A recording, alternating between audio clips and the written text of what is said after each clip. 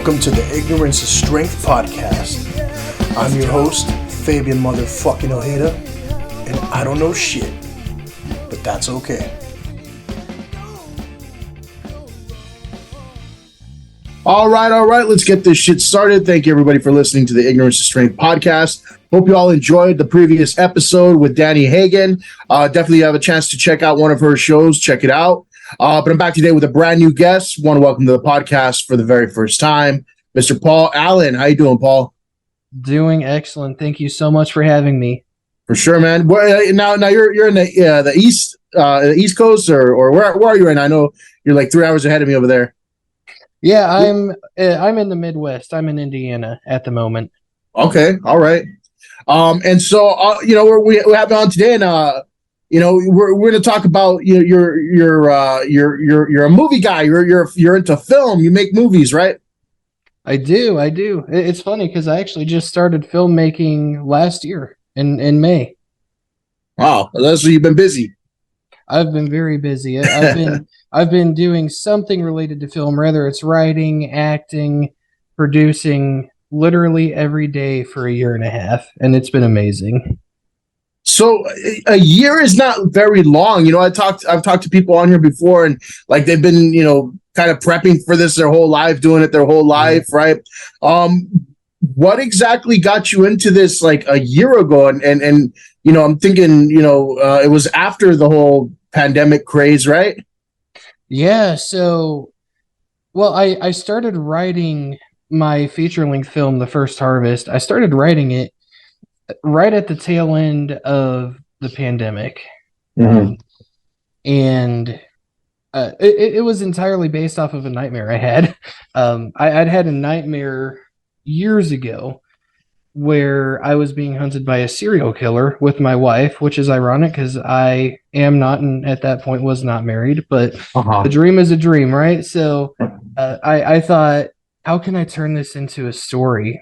And at that point, I hadn't really dabbled in filmmaking any, but I thought, what if I made this into a script as opposed to a book? Because I've been writing since I was a kid. I've written books. I've released one. So I've always written, but I'd never tackled a screenplay before. Mm-hmm.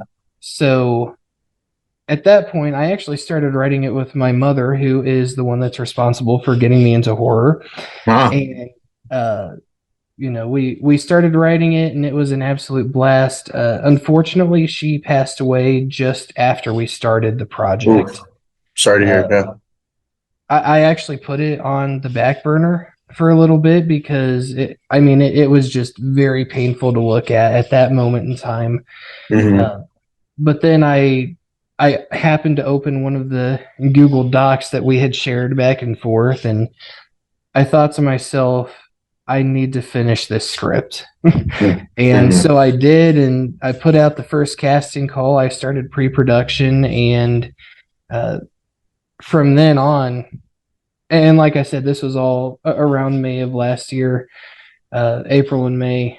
From then on, I was just in love with the process. Mm-hmm. I got to audition some of the most talented people I've ever seen in the Midwest. Yeah. And it was just so cool to see this project that I was writing with my mother. It was so cool to see it come to life. Especially like that quickly, right?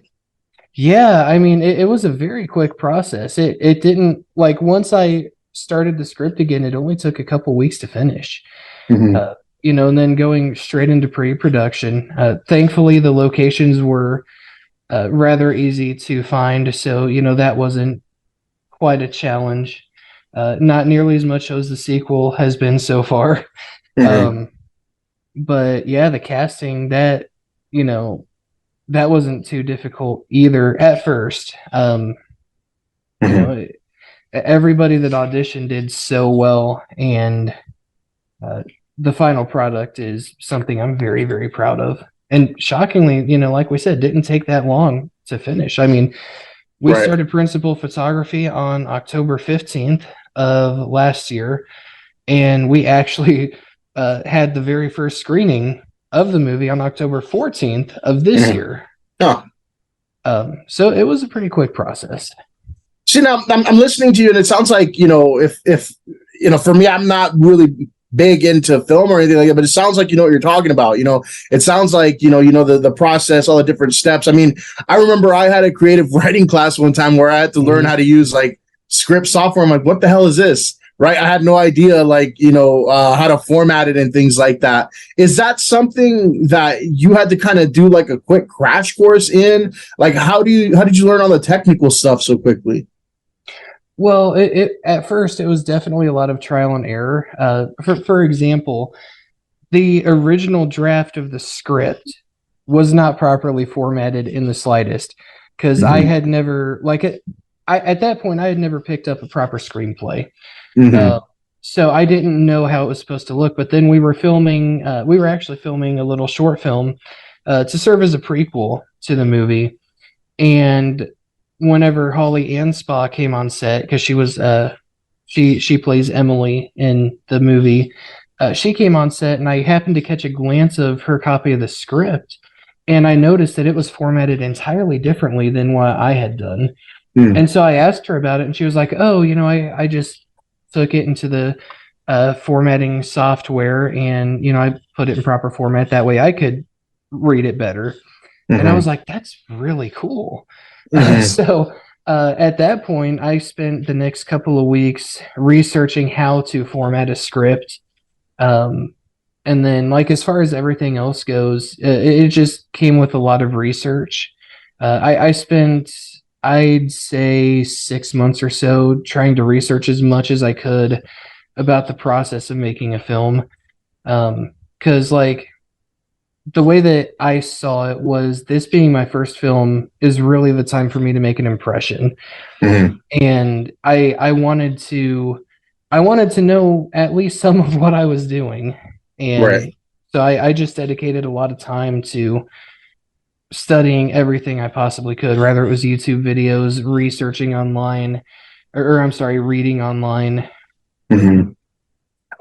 Now with that too, you mentioned casting people and everything, and now I don't ever really like to talk about dollars and cents, Mhm. but like I imagine it's not like this big budget thing where you can pay a bunch of Mhm. people and stuff like that. Like, how do you get people interested in being a part of this project? I mean, are you able to compensate them, or what does that look like?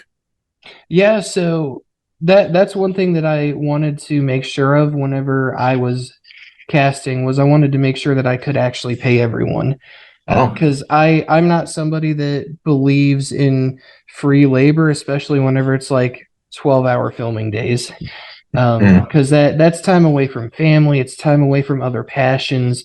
And so I did want to make sure I could pay everybody. So thankfully at that moment in time during the process of filming, I was in a very good place financially, and so it wasn't something that like put me out a ton. That being said, the budget is of course significantly lower than Hollywood Right. budget. um, Uh-huh. for me it was a big budget, but compared to other projects, it was definitely a low budget. But even with that being said, though, um, the movie, there are a lot of parts that do not come off as low budget. Hmm. Uh, One aspect that I'm quite proud of is the fact that we made a impressively good looking film using an iPhone. Uh-huh. I It saw was that. I was going to ask about that. Yeah, Yeah. yeah, it was Uh, I wanted to say it was the iPhone 13 Max Pro. okay. At And that point it was the newest one. uh-huh. And I've actually talked to people that have used just iPhones to make movies, and they have it up on streaming services. I'm like, that's insane. When you think about what it takes and how much it costs to make movies, and now you're able to kind of be in like do it like DIY, right? Mhm. It's really kind of mind-blowing that technology exists, and that I'm sure somebody who's really into it can tell the difference and whatnot, but like Mhm. anybody else is just like, wow, it's a movie. Yeah, it's fascinating to me too because Specifically with horror, I grew up on horror. Mhm. I remember as a kid watching the Scream movies, watching Friday the 13th, Sleepaway Camp.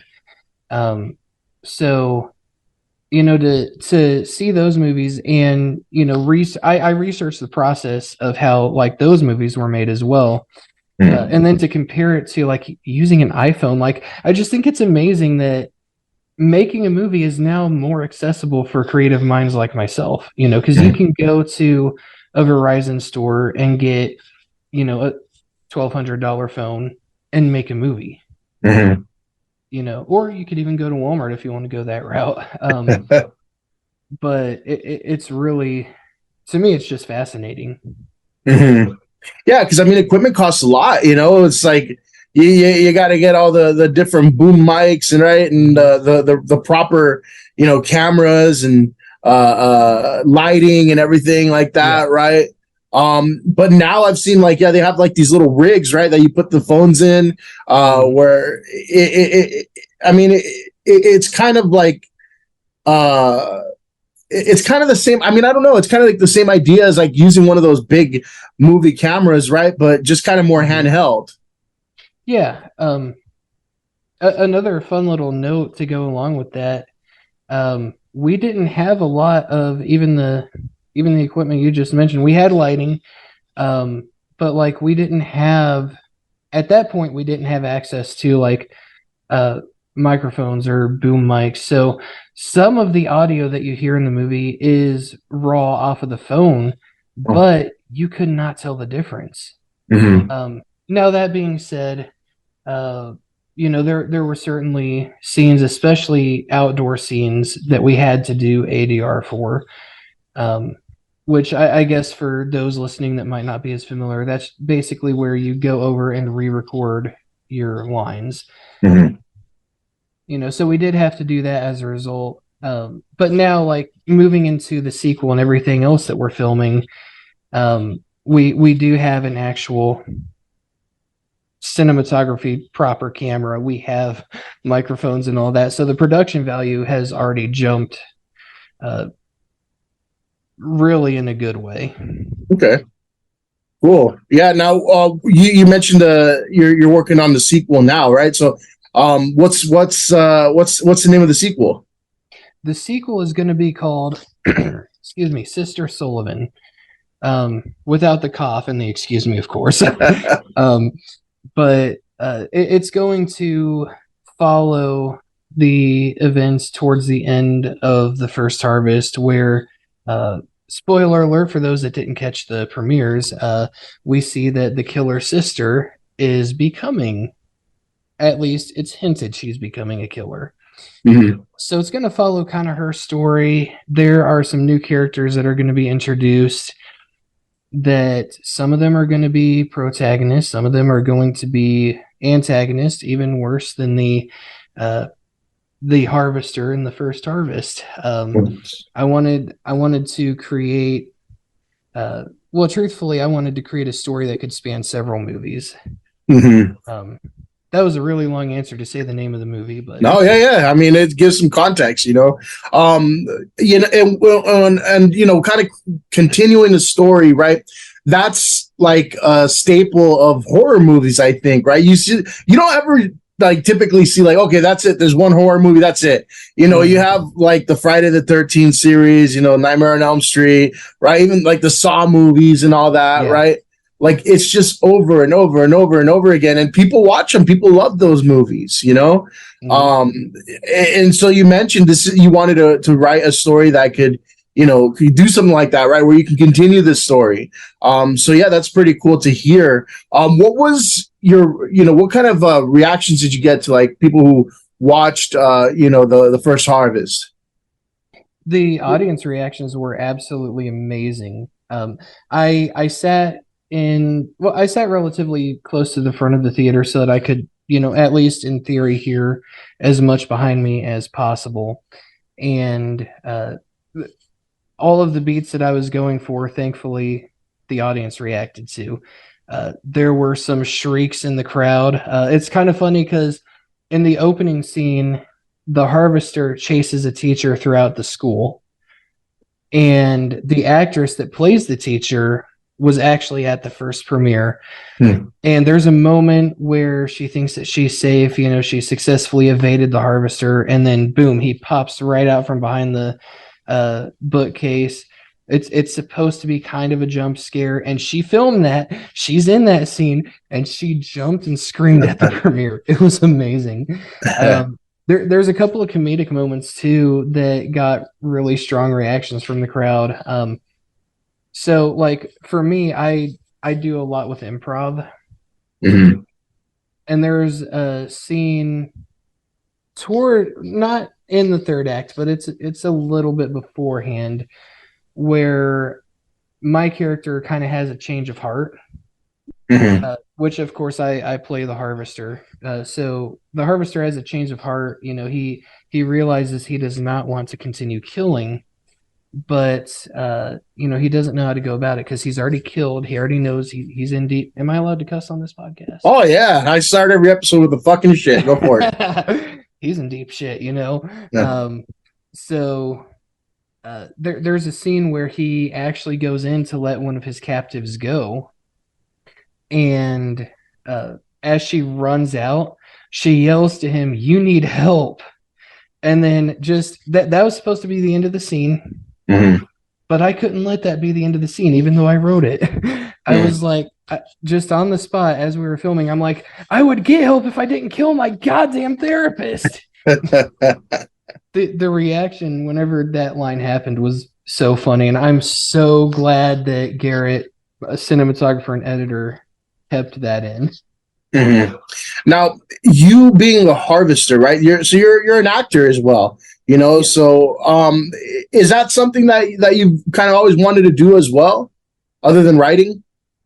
So I have a very funny story about me and acting. Whenever I was growing up, there were two things that I wanted to do with my life. I wanted to wrestle, which I've gone on to do, and I wanted to write. There was really no point whenever I was a kid that I thought I want to be an actor one day. Mm. It wasn't until I'm wanting to say it was early 2019. I was watching WWE, Mhm. and uh, of course, I've always been a huge Bray Wyatt fan. Rest in Uh-huh. peace, Bray Wyatt. And this was like whenever he started the Firefly Funhouse gimmick, Okay.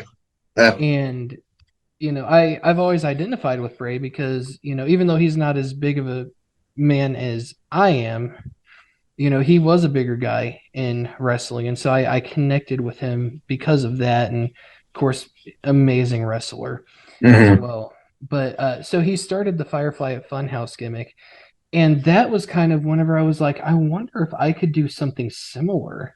Mhm. So I there was actually a series of like self tape style videos that I did where I did a character that would ultimately become the Harvester, and this was back at this point it was late 2019. Mhm. Um, Now it's unconnected to the first harvest, but I used it as the basis for what I would ultimately become the first harvest. Um, so that was whenever I wanted to get into acting was the Firefly Funhouse gimmick because Cool. Bray did really good with it, and I wish that we could have gotten more of it, but Mhm. Yeah. Yeah, that's unfortunate, but it's funny you mentioned pro wrestling because I thought looking at your mask characters and everything, I'm like, this really seems like it has like inspiration from like Mankind, like or oh Biss yeah. or Kane or something like that, right?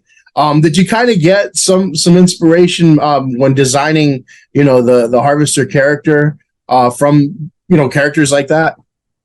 Oh yeah, because like growing up, of course, I was a horror fan. I was a wrestling fan as well. I've been a wrestling fan since I was 4. Mm-hmm.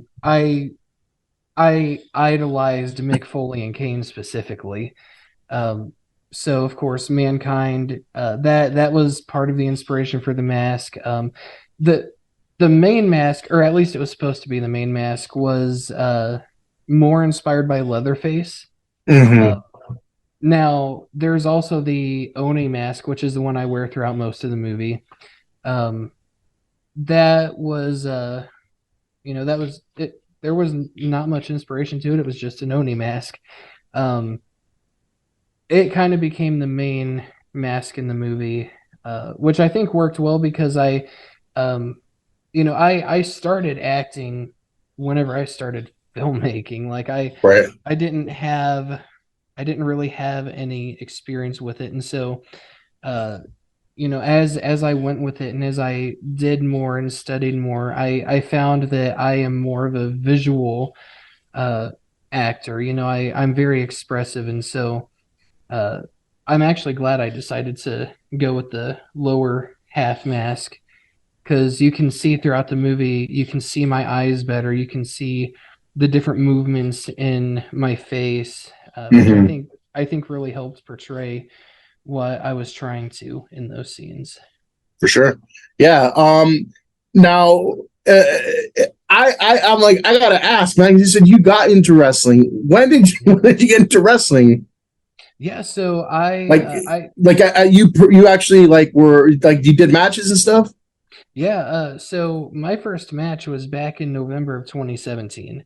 Uh. Um, and I want to preface this by saying this should not have fucking happened. I do not advise anyone to get into wrestling the same way I did. Go to a fucking wrestling school and learn properly. Don't do what I did. Uh, uh, but I went to a show with one of my best friends, Stephen Hurt, who now owns the company that I wrestle with currently. hmm. Um, and we were just in the crowd. I met a dude by the name of John there, and there is a wrestler by the name of Bobo Brazil Jr. Hmm. Who was there, and he was supposed to do an open challenge match. However, the opponent that they had selected for him did not show up. Hmm. And as fate would have it, I was just talking about how I have a background in amateur wrestling and how I wanted to get into professional wrestling and just didn't know how to. Hmm. So I'm not exactly sure who told the promoter that I could wrestle, but someone told the promoter I could wrestle. Uh-huh. So he comes up to me and he's like, "Hey, here's the situation. Do you want to wrestle Bobo Brazil Jr.?" I'm not exactly the smartest guy sometimes, so I said yes. So we go through the match, obviously, because I had absolutely no experience in a ring. It was horrendous on my end. Hmm. Uh, but after the match, because it ended up being a 2-on-1 situation, it was me and John Hmm. versus Bobo Brazil Jr. Um, so after the match, the entire locker room pulled us aside, and whenever they did, I thought, "Oh fuck, this is not going to go well." But they actually they commended us number one for doing the match, but they also gave us a lot of very constructive feedback. Hmm. And there was actually a couple of wrestlers who offered to train us. Um, so that's kind of how I got started in wrestling, and I did have to step away a little bit in 2018 because I got a really nasty concussion Hmm. during a match, and at that point, the sports doctor I had at that point told me that I could not wrestle again, Hmm. which it made sense. I've at that point I had had several concussions already, and this one it was so bad that I don't remember that show at all. And I Hey. don't remember anything. This was in June of 2018. I don't remember anything from that point until February ish of 2019. Oh wow. It was Dang. bad, but I was able to get back into it. I was able to get proper clearance and everything. Hmm. I restarted training, and right now I work primarily with a company called JICW, Journey Independent Championship Wrestling. Hmm. And it's funny you mentioned the Harvester mask kind of looking like it's inspired by Mankind. I've actually gotten to wrestle as the Harvester a couple of times now. Oh, cool. Um, so it's kind of it's an unintended tie-in, but one that works nonetheless. Uh, Hmm. my most recent match, actually, just a little over a week ago, I wrestled as the Harvester in an Extreme Rules match, which was very fun. I was gonna say, I was wondering what your character would be because I would assume, that since you've already got a character, that you put in your movies, it would be like the Harvester, right? But is that kind of what you usually do, or you do like a completely different character? It's mostly been different. So whenever I came back to wrestling in 2021, I didn't have a name at that point. The first show that I did with JICW, I didn't have a name that I was going to go by. I was just going to come out and stand there basically. So I didn't think I needed a name. But the next thing I know, I'm out there, we're doing the spot. I'm standing there just intimidating the heels. And the owner, Steven, like I said earlier, he takes the mic and he refers to me as Paul the Wall, Huh. which I never necessarily liked that name, but it stuck. Uh um, and so I've been Paul the Wall since then in most of my matches. huh. That always reminds me, and I hear it like that. It reminds me of like Hulk Hogan going, "That's the wall, brother." Right. Yeah. Um, Now, real quick, just to kind of tie up that little end right there with wrestling, you mentioned having done wrestling probably like in high school or something before that. That's completely different though, man. I wrestled in high school and a little bit in college, and it's like I still wouldn't know what the hell to do in a pro wrestling ring, even though I've been watching since pretty much the same time since I was like 3 years old, right? I just don't I don't know how you were able to jump in there and do that. I mean, uh, It's it's a it's very it's different world. mhm. Very different. I did amateur wrestling in intermediate and middle school, and I kind of made that small mistake back in my first match of thinking, oh, I've done amateur wrestling, surely I can do professional. Mhm. No, you still have to go through a lot of training Mhm. to be able to pull off professional wrestling. There are very rare exceptions of people who are able to just get right into it, and the only one I can think of off the top of my head is Kurt Angle. Yeah, so everybody says he was able to really kind of pick it up so quickly, but Yeah, it's a completely different game. Now, it as is. far as far as like the fandom, I think there's a lot of crossover with wrestling fans and like horror fans. You see it all the time. Like even somebody like Corey Taylor, Slipknot. He's a huge wrestling fan, right? You see like the Juggalos and all that, right? They kind of have like a kind of I think they've always had like a horror kind of aspect to them, right? I know it's a little different, but there's like a big kind of tie-in with wrestling and their whole shtick, right? Do you kind of tend to see that too, where there's a lot of fans that are like fans of pro wrestling that love like horror movies too? Oh yeah. I've noticed that not even just with horror fans, but I used to be a metal musician actually. I play guitar, I do vocals. So I was in that scene for about 10 years, and probably I'd say 85 to 90% of the musicians I worked with, we would always talk about wrestling. All of Mm, us were into it. So there's definitely that crossover, especially in metal.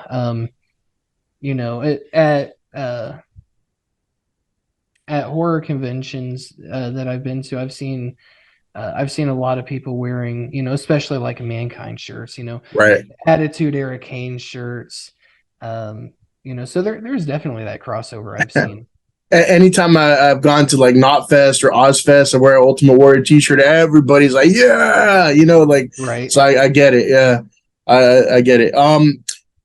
Want to get back to your first movie, right? Where would people be able to watch that? Like, is it up streaming anywhere? Is it on YouTube? So right now we have it for rent and sale on Vimeo. Mm, And okay. you should be able to go on and just search The First Harvest.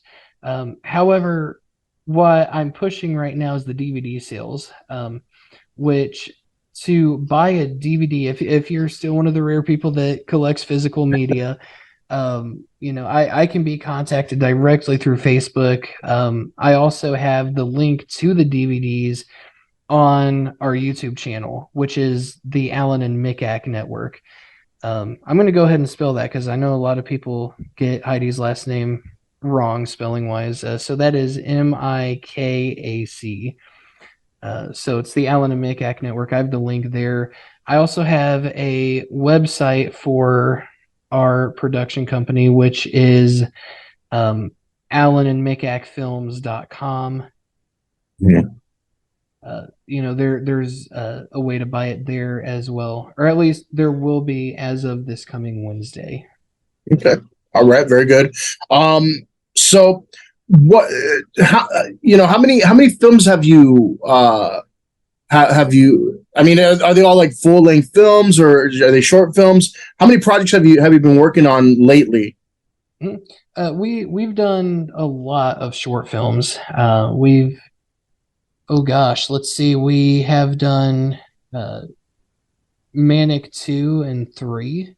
Mm-hmm. We did last year. Now I want to preface this by saying my first short films are not that great. That was the trial and error period where I was trying to see, what worked, what didn't. But we did the Manic short films, which is a tie-in to the First Harvest. We did one called Just One Good Day, another tie-in to the First Harvest.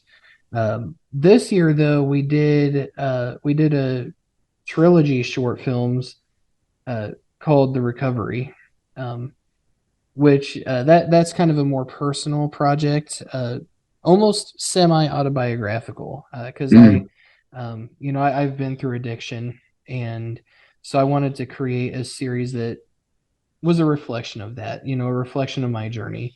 Mm-hmm. So we did that. We've done a short film called Small Talk, which was actually the first project that Heidi Mikac and I did together. And then from there, we ended up becoming business partners, which has been amazing to have her on board. We also have, like, more recently, we have one that we just did called Finding Light in the Darkness, which is about PTSD. And then we are about to release another one called Written in the Dark, which is about eating disorders. Yeah, so much more than horror, right? Yeah,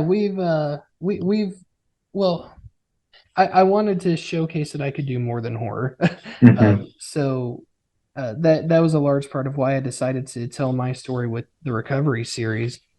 In addition to being able to tell my story, I wanted to be able to show, like, I can do more than just be behind a mask, and part of the reason for that was very early on. I had become acquainted with a filmmaker. I'll opt to not say his name on the podcast. And he kind of confronted me one time, and he's like, "You're only going to be able to do horror. You're never going to be able to do any other genre. You're only going to be able to wear a mask." And that stuck with me. So from there, I basically just wanted to find a creative way to say "fuck you." Yeah. And a few Best Actor awards later, I think I've done just that. So there you go. Yeah, man. And you never want people to kind of limit you, right? Especially if you're a creative person, which it sounds like, even with like the pro wrestling, with film, with music and everything, and I believe you also do art, right? You're also an artist. Yeah. I wouldn't label myself as an artist necessarily. I just dabble in it. I get told every once in a while that I'm good at it, but I'm my worst critic, so I dabble in it. What I'm saying though is that you're a creative guy, and to try to limit you and stuff like that, it's like no, right? I'm going to show you what I can do, and that's cool. I if there's one thing I hate is that putting that label on yourself and just being like, no, that's all I am, right? Because you can do a lot of different things. You don't have to stick to one thing and that's me, that's my identity, right? I mean, you could be really strong at something. Let's say you want to be the horror guy, right? You're really good at it. Doesn't mean you can't do other stuff, Yeah. Now, as far as horror goes, though, Mhm. that is that, would you say that's your main, interest or genre? It's definitely my favorite genre. Um, Yeah. I would say it's closely followed by historical dramas slash Okay. like war pieces. Um, Oppenheimer, one of my favorite movies of the year, Wow. Okay. for example. It's funny because my top movies of the year, I have quite a contrast there. I have Oppenheimer, I have Evil Dead Rise, Scream 6, All Quiet on the Western Front. So, uh, you know, those are my two favorite genres, I would say. Mhm. The reason I asked about horror, I talked to another guy. I talked to a few people that have done horror actually, Mhm. but I talked to one guy that he released, kind of the same idea. He released his own, independent film. It was a horror film, but it was like a real like a campy kind of classic, Mhm. horror film. And he was doing a shitload of conventions and stuff like that. Mhm. Is that something that you're doing to promote, or how are you getting the word out? Yeah, so I have been attending conventions as often as I possibly can.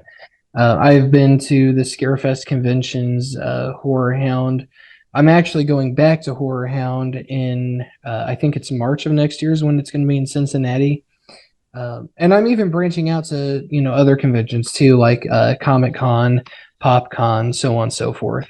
Mm-hmm. Um, and it's funny too, because I go dressed up as the Harvester and I get a ton of people that come up and they're like, "What are you dressed as?" It's like, "Well, Uh-huh. let me tell you exactly what I'm dressed as." Yeah. So it's a very fun way to be able to promote, kind of cosplaying as my own character. Mm-hmm. Yeah, I mean, that's a really good way to advertise essentially, right? Because it is a cool looking character, Mhm. and people are going to naturally be like, what are you, And so that what a cool way to just, promote what you got going on. I want to pick your brain a little bit though, man. What, Yeah. I wasn't really a huge horror fan ever, but I mean, I can appreciate a good horror movie, right?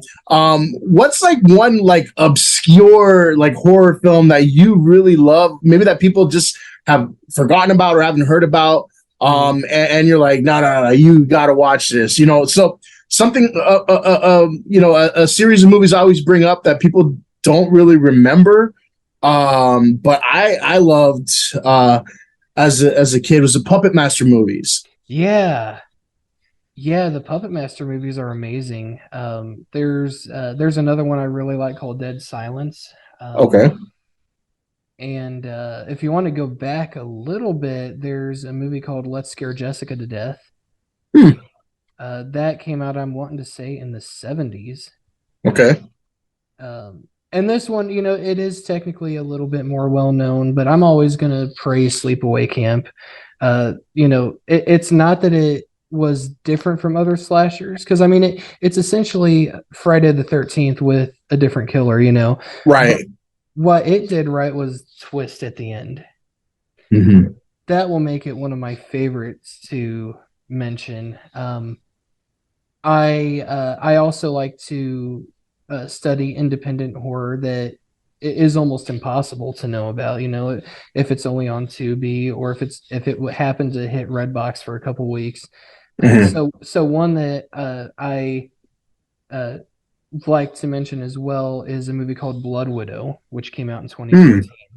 And it's funny because whenever it first came out, it got a little run on Redbox, and uh, you know, my mom was a cinephile. I'm a cinephile, so like we would go to Redbox like every day, and we'd browse. Okay, what are two movies we want to watch tonight? Uh-huh. And I happened to catch Blood Widow on there, and I was like, that looks like it's right up our alley. And so we picked it. It's a low budget slasher film, and it's not without its flaws. There's some issues with like lighting and whatnot. But one thing that really stood out to me was the killer. Mm-hmm. That this could have easily been a massive killer in the horror community. I know they were talking about doing a sequel. I don't know if they still are, But it's ironic that I'm able to bring up Blood Widow because we're actually doing a sequel short film to The First Harvest that is going to feature the actress behind the mask in Blood Widow. Nice, nice. All right, good tie-in. Now, another quick question here. All right, I don't like to be negative about it, but people always talk when they're fans of things, and so, what's like a horror film or series that to you is completely like overrated? I'll give you Ooh, mine. I'll give you mine. okay. Hellraiser. Hellraiser. I think it Yeah. sucks. I think it's terrible. Yeah, I concur. I never got into Hellraiser. I tried Uh, to. I really did because Pinhead looks fucking amazing. that's what I'm saying. The character looks so cool, but the movie sucks. The first one, and I didn't get past that. After that, I'm like, this is Yeah. not gonna. Yeah. The only I've to be fair, I've given the Hellraiser movies a shot. Like I've watched all of them with the exception of the newest one. Mm-hmm. I still haven't seen that yet, and I'm 50-50 on when I'm going to get to it.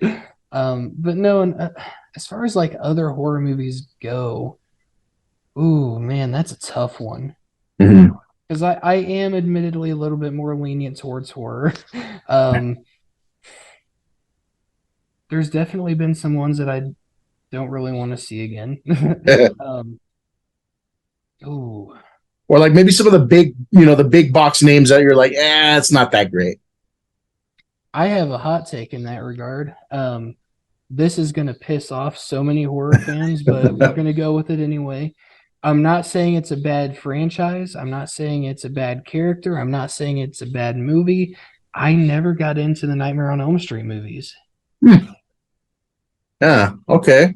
I Um, mean, yeah. I mean, different tastes, but yeah, that one it's very highly touted. You're right. mhm. Yeah, I mean, I love the Freddy Krueger character. I think it's an amazing killer. Mm-hmm. But I just never really got into it, and maybe it's partially because it was a little too relatable because I don't sleep well. I never have.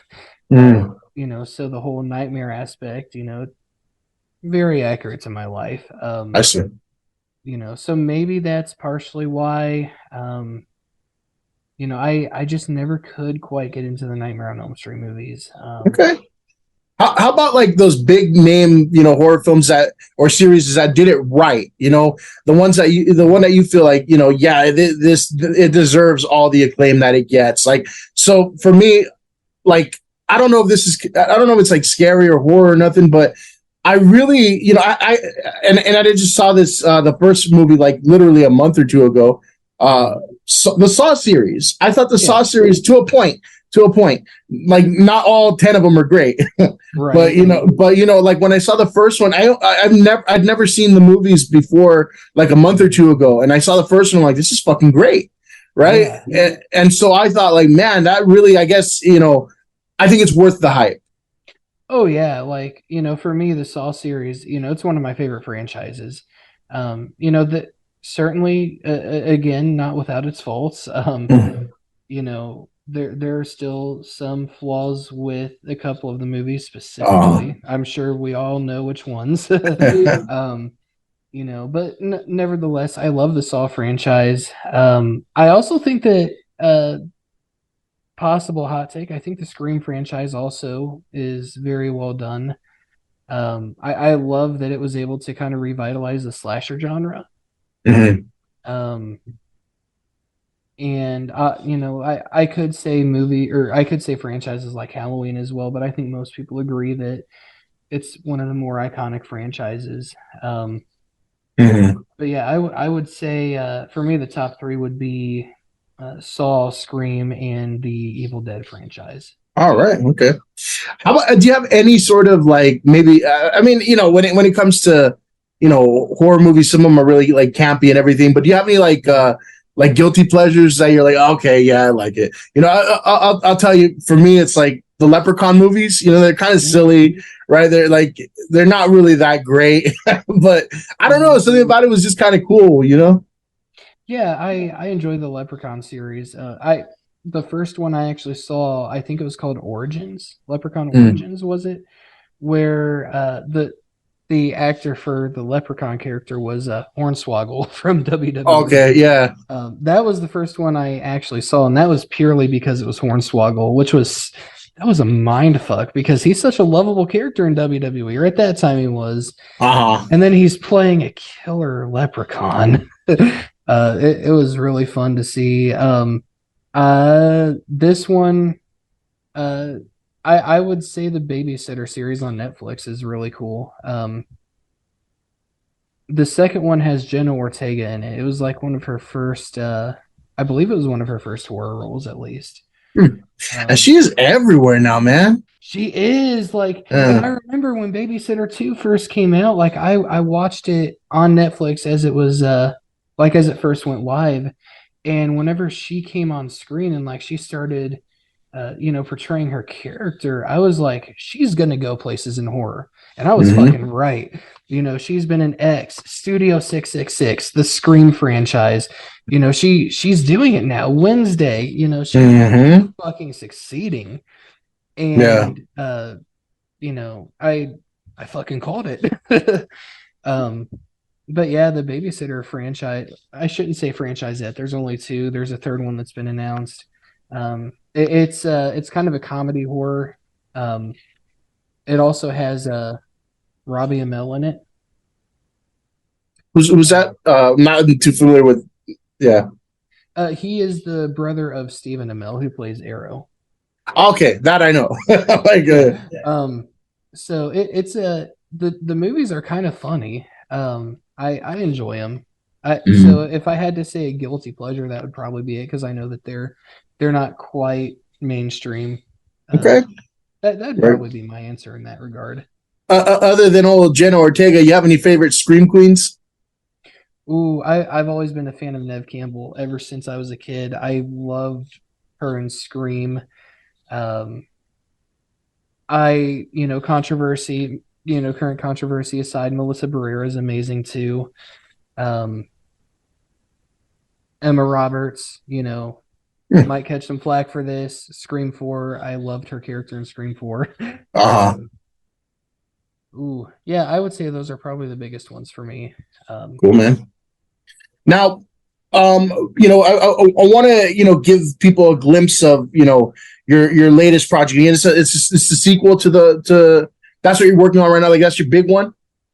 yeah, so the series that we're doing now, it's a series of short films, is called Into the Web. Mm-hmm. And that is what we're going to be working on. We're going to actually start that in May. Now we're doing an unrelated project, which is a short series, or I'm sorry, a mini series.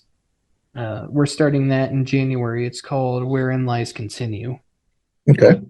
And Which yeah, so what could people expect from that? so Wherein Lies Continue is a series. It was conceived by Heidi, and it's a story that she has been uh, kind of thinking about and working on for years, even before her and I met. Mm-hmm. And essentially, it is about this girl who has visions of her mom being murdered, Big.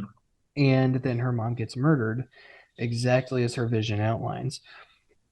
As she continues to grow up, she continues to have more visions of more people being murdered, and so she decides she's going to stop these murders from happening by murdering the murderers. Mm-hmm. So it's kind of a psychic serial killer type scenario, and it's a not to toot my own horn or to toot my company's horn. It's a really well written series, and I Mm-hmm. think that people are really going to love it. Cool, man.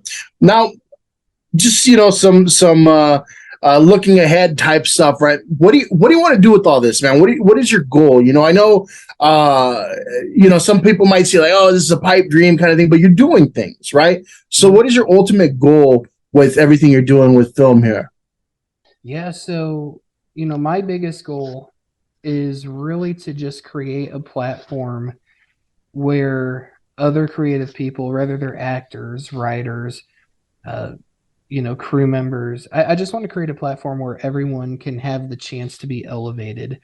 So like my vision for my projects is, I'm kind of shooting for the stars a little bit. I want to make a product, I want to make projects that go places, because therefore everybody involved will be elevated and be able to make a living doing what they love. That's my ultimate goal. I don't necessarily care about that for myself. As a byproduct, I know that I'll be able to, do the same, and, hopefully be able to make a living, or, live comfortably off of what I love. But I want to create a product that elevates everybody that works on it. Very cool. All right. So is there anything else you want to throw out there to the podcast world, man? Absolutely. To check out all of our short films and, everything we're about to release, whether it's Wherein Lies Continue, our upcoming short film Written in the Dark, head to YouTube and check out our YouTube channel, the Alan and Mick Network.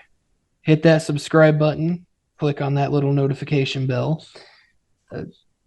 Check out all of our stuff. We've done a pretty decent range of genres that I think people will be able to enjoy. We've even done one kind of romantic drama. So yeah, go to our YouTube channel, the Alan and Mick Network. Check out our stuff. Head to our website, pick up a DVD. And one thing I always like to leave with everybody is be kind to yourselves and be kind to each other. Jerry Springer moment right there, right? Exactly. Classic. But Paul, really want to thank you for being on, man. I appreciate it. Wish you the best of luck in everything you do. And, I'm going to check out some of your work, man. Absolutely. Thank you so much for having me. Yeah, for sure. And for everybody listening at home, I appreciate it. Thank you. Fuck you and good night.